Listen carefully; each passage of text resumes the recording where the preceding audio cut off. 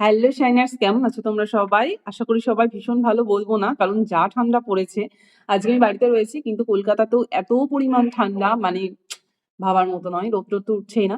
যাই হোক, সেসব প্রসঙ্গ বাদ। বর্তমানে একটাই টপিক, যারা সদ্য কলকাতা পুলিশ কনস্টেবল এক্সাম দিয়ে উঠলে প্রিলিমিনারি, একটাই মনে কোয়েশ্চেন, ভাই আমার হবে তো? বন্ধু বান্ধব, পাড়া প্রতিবেশী, পড়া, মাঠে ঘাটে, যেখানেই যাও না কেন, একটাই কোয়েশ্চেন, কি রে ভাই এক্সাম কেমন হলো, হবে তো? তো যাই হোক, তোমরা নিজেরা জানো হবে কি হবে না। সব থেকে কিন্তু বড় ব্যাপার, চারটে দেয়াল, দরজাটা বন্ধ করলে নিজে জানো যে আমার এক্সামটা ক্লিয়ার হতে পারে কি পারে না। এইবার বলি, এখানে বর্তমানে টাইমে 3 ধরনের ক্যাটাগরি স্টুডেন্ট এখন তৈরি হয়ে যায়। 1 নাম্বার ক্যাটাগরি স্টুডেন্ট, যারা জানে যে আমি ক্লিয়ার করে যাব। কেন কি, কাট অফ কত উঠবে এইটা কিন্তু একটা ভাইটাল কোয়েশ্চেন। কিন্তু আমি তোমাদের কখনোই বলতে পারবো না যে কাট অফ কত উঠতে পারে, কারণ এটা বলার আমার রাইটস নেই। 1 নাম্বার আর 2 নম্বর কথা হচ্ছে, এটা কারোর পক্ষে বলা পসিবল নয়। একটা প্রবাবিলিটি তোমাদের মধ্যে দিতে পারে, যেটা অনেক বড় বড় ইউটিউবাররা দিচ্ছে। তো সেখান থেকে তোমার একটা এখন 101 ভিডিও তোমার ওখানে আসবে যে এই কাট অফ, এই কাট অফ। কিন্তু আমি তোমাদের কিন্তু একটা সহজ কথা বলে রাখি, কাট অফ কিন্তু নির্ভর করে সহজ কোয়েশ্চেনের উপর নয়। কাট অফ কিন্তু নির্ভর করে একটু শক্ত কোয়েশ্চেনের উপর। জাস্ট লাইক 2 আর 2 কত হবে, 4 হবে, সেটা কিন্তু 100 জনের স্টুডেন্টের মধ্যে 99 স্টুডেন্টই করবে। কিন্তু 2 + 2 - 2 × 2 = কত, এই কোয়েশ্চেনটা কত হবে, এটা কিন্তু 100 জনের মধ্যে কতজন করবে তার উপর নির্ভর করে কাট অফটা কত উঠছে। কোয়েশ্চেন কিন্তু সহজের উপর নির্ভর করে না। তো কলকাতা পুলিশের কোয়েশ্চেন তোমরা দেখেছো, আমিও দেখেছি। কোয়েশ্চেন কিন্তু খুব সহজ ছিল বলবো না, বাট খুব হার্ড ছিল এটাও বলবো না। কোয়েশ্চেন কিন্তু মডারেট ছিল। সেইখান থেকে দেখে তোমাদের ভাবতে হবে যে কাট অফটা কত উঠতে পারে। তাই বলে এরকম একদম ভুল যে 100 এর মধ্যে পরীক্ষাতে আমার 70 কাটা উঠবে, 60 কাটা উঠবে, একদমই নয়। মিনিমাম 50 থেকে 60 এর মধ্যে একটা আসা যাওয়া করার চান্স রয়েছে। তো সেখান থেকে এখন 3 ধরনের স্টুডেন্ট কেমন জন্মাবে, জন্মাবে না মানে সরি, মানে 3 ধরনের স্টুডেন্ট কেমন থাকবে, মানে মানুষের মধ্যে এগুলো জন্মে যাবে যে যারা পাস করবে, আমরা পাস করবই, কারণ তারা 100-এর মধ্যে 70, 72 বা 75 নাম্বার করে এসছে, এবং ঠিক হয়তো 80টা করে এসছে, বাট তার মধ্যে ঠিক হচ্ছে তার 70, 72 নাম্বার মার্কস উঠছে। তত অব্দি কাট অফ যাবে না, এটা তো হতে পারে না না। তো তারা জানে পাস করবে। এদের মধ্যে কি হয়, এরা যদি 100 জন স্টুডেন্ট হয়ে থাকে, তোমাকে 80 জন স্টুডেন্ট বলবে জানি না ভাই কি হবে, কিন্তু এরা কিন্তু 100 জনের মধ্যে 100 জনাই মাঠে গিয়ে দৌড়চ্ছে এখন। হুম। আর একজন স্টুডেন্ট আছে, যারা জানে যে আমাদের হবে না, কারণ তারা 20 বা 25 নাম্বার করে এসছে। 20-25 কাট অফ নামতে পারে না, হয়তো নামবে, বা এসসি এসটি এরকমদের নামতে পারে, তাও অতটা নিচু নামবে কিনা আমার ডাউটস আছে।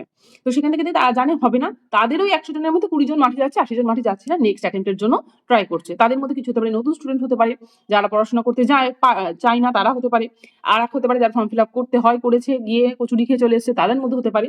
তো সেই কথাটা ধরবো না। যে মেন মাঝখানে যারা থাকে সেটা হচ্ছে মডারেট স্টুডেন্ট, যে মিডল স্টুডেন্ট যারা থাকে, যারা বুঝতে পারে না আমাদের হবে কি হবে না। আমার এই কোয়েশ্চেনটা করেছিলাম, এইটা করলে আমার মনে হয় 56 হচ্ছে, এটা না করলে তো আমার 54 হয়ে যাচ্ছে, কি যে হবে, এই ধরনের স্টুডেন্টই বেশি, যার মধ্যে আমিও ছিলাম, including new also this time. তো সেখান থেকে দাঁড়িয়ে তোমাকে ভাবতে হবে যে এখন আমার কি করা উচিত, তাই না? এই যদি ভাবতে বসো বাড়িতে ঘরে বসে, তাহলে আমি বলবো তুমি অনেক পিছিয়ে যাচ্ছ। পায়ে জুতোটা পরো, সুন্দর করে মাঠে গিয়ে দৌড়ানো শুরু করে দাও। কেন কি, এইটুকু বলতে পারি, কাট অফ কিন্তু প্রচুর হাই উঠবে না, কারণ এটা শুধুমাত্র ফার্স্ট স্টেজ।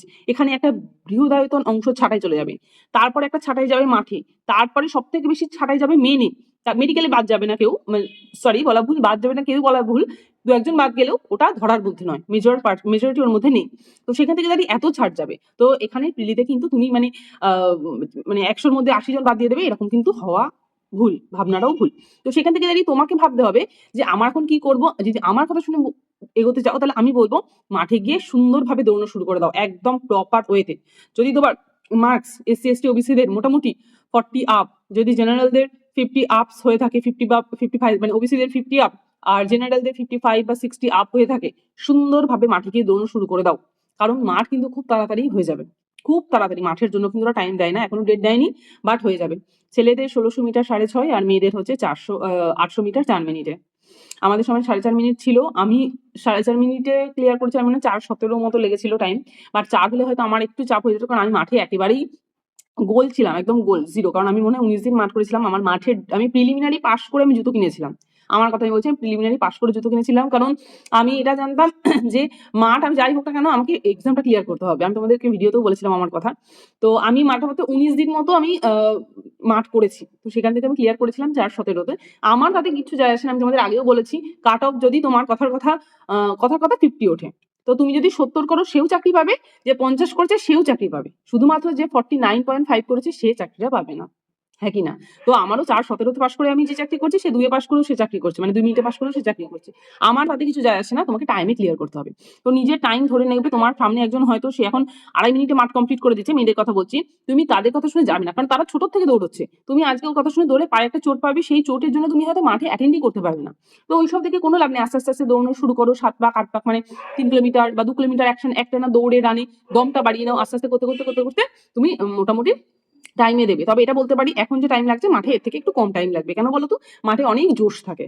যে আমাকে পাস করতেই হবে। আর এখানে গেলাম কি ঘুম থেকে উঠে ছোলা-টোলা খেয়ে একদম সুন্দরভাবে গেলাম। এটা আর ওখানে একদম রাত জেগে সারারাত জেগে তোমাকে মাঠে লাইন দিতে হবে। তখন এক্সাম। এই মাঠে তোমাকে ডাক পড়বে, কোন টাইমে ডাক পড়বে এইটুকু। আর একটা কথা বলি তোমরা কিন্তু একটু রোদে মাঠ করার চেষ্টা করো। একেবারে সকালবেলা ৫টা ৫:৩০ সময় উঠে মাঠ করার একটু উচিত হবে না আমার মনে হয়। একটু বেলা থেকে করো লাইক ৮টা ৯টা খুব ভালো হয়। ছেলেদের তো ভালো হয় মোটামুটি ১০টার পর ১১টা নাগাদ মাঠটা করলে ছেলেদের ক্ষেত্রে ভালো হয়। তো মাঠে লাইন-টাইনের কথা তোমাদেরকে পরে একটা ভিডিওতে বলবো। এখন আপাতত বলছি সবাই। যারা ওই বললাম একেবারে কচুরি খেতে যায় তাদের কথা বাদ। আমি মডারেট স্টুডেন্টদের কথা বলছি, মিডল স্টুডেন্টদের কথা। যে তারা মাঠে যাও, মাঠে গিয়ে সুন্দরভাবে প্র্যাকটিস করা শুরু করে দাও। দেখবে একটা ভালো দিন আসবে। নেক্সট একটা ভিডিওতে ভালোভাবে কথা হবে। সবাই ভালো থেকো, সুস্থ থেকো। Tata bye.